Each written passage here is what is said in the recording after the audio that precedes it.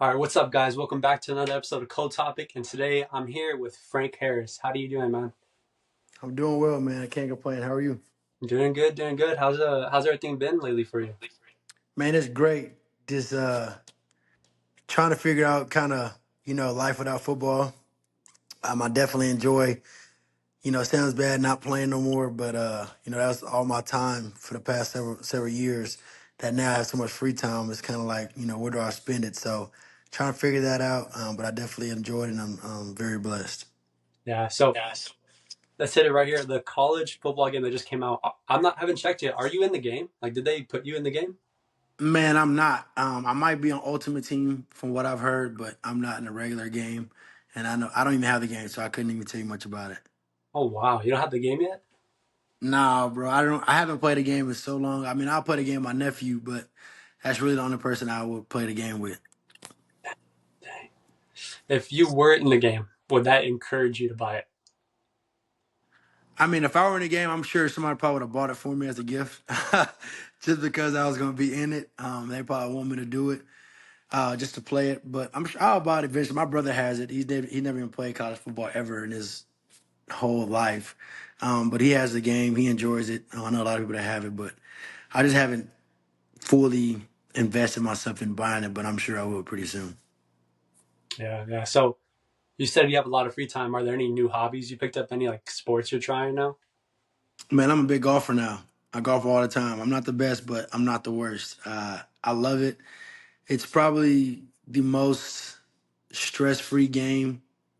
Let me take that back. It's not. It's very stressful because the ball goes all type of places, but it's so relaxing to get away from the world and just hang out when you if you were a good good company, and it's just the best thing ever. So it's highs and lows with it. It teaches you so much about yourself, but it's a great game and I love playing it. Hey man, yeah, yeah. Anything else besides golf that you try to do? Man, that's really it. I just literally all my free time is just on the golf course.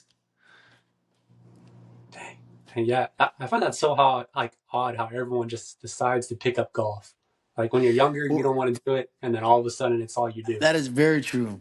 Well, I'll tell you a couple of reasons. One of the reasons is because it's so much, it's so less stress on your body than any other sport. So, like, typically, I play basketball my whole life. So, in the off season, my free time, I play basketball. I'm getting older and I had so many surgeries that I play basketball. The next day, my knees are hurting, back hurting, risk of getting your, rolling your ankle, whatever the case may be. You go golf, I mean, you're not really risking much for one. For two, it's a lot of business opportunities on the golf course. I know that's so cliche to say, but it's actually true. And it's not that the deals happen on the course. It's just you have the whoever's attention for 4 hours because you're riding with them in the golf cart. You're going up there hitting a shot. Get back in the golf cart. You're talking to them.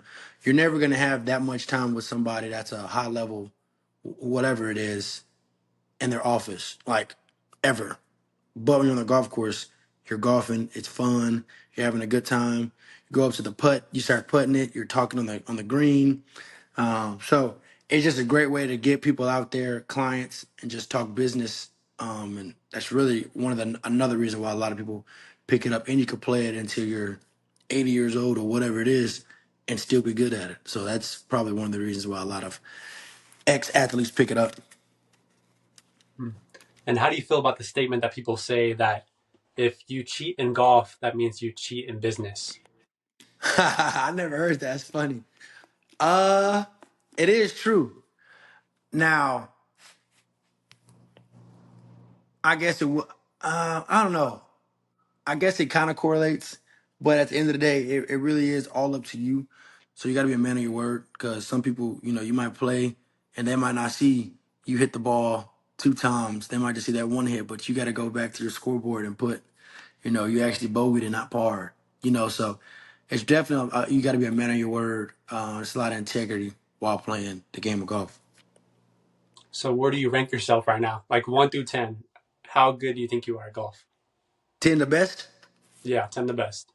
I'm a 10. Nah, just like I'll probably say I'm like a man. The best. That's crazy. I'll probably say if the best is like professionals, then I would say I'm like a 3 or 5. I'll probably say, yeah, 3, 5. Because golf is it's hard. I could break 100, but some people play. I mean, they can be scratch golfers, shoot low 80s. It's impressive, and they may not sound like much of a difference, but I mean that's a lot of strokes on the golf course. Hmm. And towards football here, do you ever like really touch a football anymore? Like see yourself throwing it around? No, I don't touch the ball. I couldn't. Well, I lied. I started training quarterbacks on the side, so I'm still around it. I'm trying to get my knowledge that I have to some of the younger quarterbacks. So I really don't throw the ball. I show them kind of the drills. I can't throw it like I used to. My arms start to hurt, so I'll leave that up to them. Do you like? Is it something you think about anymore, or is it just like kind of just in the past now? My time that I had playing college football and football in general was a great experience, but that was just a part of my life. That's not who I am as a person, as a man, and who I'm gonna be remembered as. So, I mean, it was cool while it lasted, but I'm ready for the next chapter of my life. Yeah, that goes to another statement. I don't know if you heard this one, that the sport you play is not who you are. It was just something you did. And a lot of people just never really notice that until it's over. I 100% agree with that. I know that's definitely not who I am. I'm more than just a football player, and if you truly know me, then you know that what I just said is very true. Was there ever a time where you like didn't really realize that and you kind of thought football was all you had? Growing up, you just think football, football, football, football, and NFL football. Just eat, sleep, breathe football. And then the older you get, the more adversity you hit, the more you realize that football is just a game, and it really doesn't define you as a man and as a person. And then you start to realize, a lot more other people, even like NFL legends, start to say that as well. Like that's not who I am. It's so much more than life than football. And you truly start to see it. And I think the older I got, the more I realized the same thing. And for anyone that still doesn't know, can you tell them real quick why you decided to just completely stop playing football?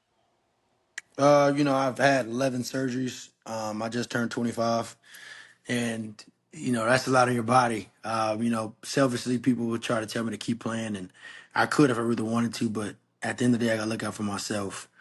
And whenever I'm 50, I doubt anybody will care about me then. But my health issues are gonna be extreme. If I kept the rate of the injuries going that I was. So kind of look out for myself. And like I said, football wasn't who I was, and I kind of wanted to close that chapter, see what kind of was next. So it was more something you thought of over time instead of like just waking up one day and be like, yeah, this is it. Yeah, it's definitely something I thought about. Even last year, I didn't think I was going to play because I was injured, before the season and, with a knee infection.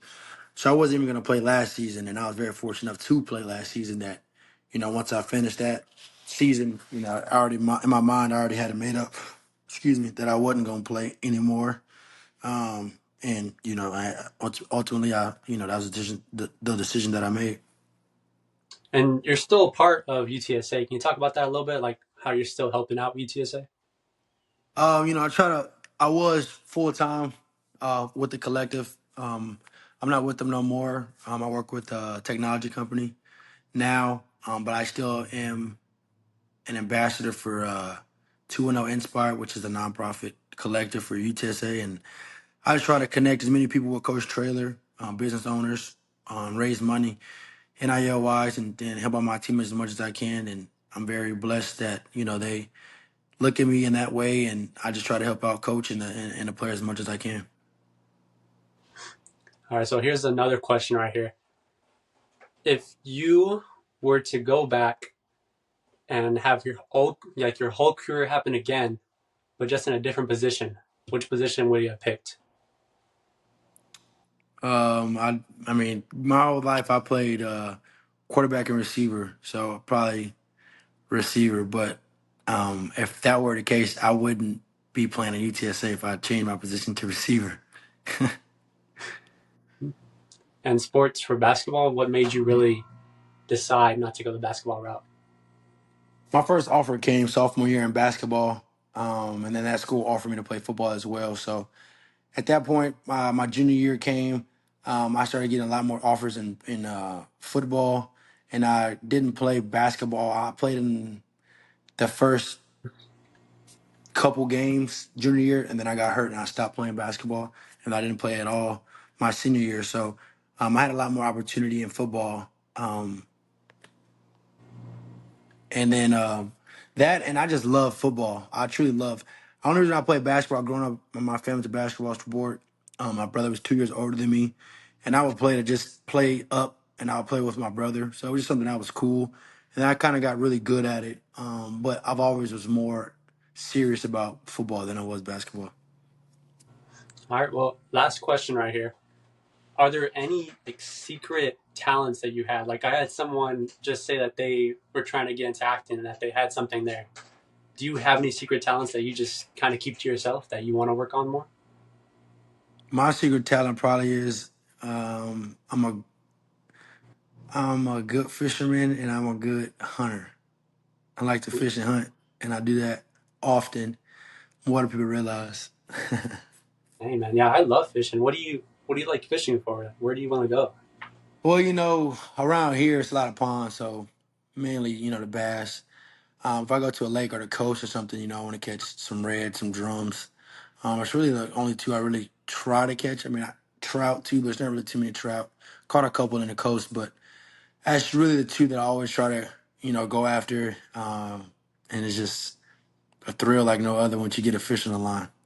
Yeah, man. Yeah. Let's see. I want to ask you one more thing. Out of everywhere you've gone to visit in Texas, where is your favorite place? San Antonio. I'm biased. All my family's here. I know everywhere. I know the whole area. The good parts, the bad parts, rich parts, the poor parts, all the ins and outs, all the back roads. So I would just say San Antonio. I just feel safe. But there's a lot of great parts in Texas, and it's so big that you could go kind of anywhere and everywhere and get a different vibe. But if I had it my way, I'd stay in San Antonio, at least the outskirts for sure for the rest of my life.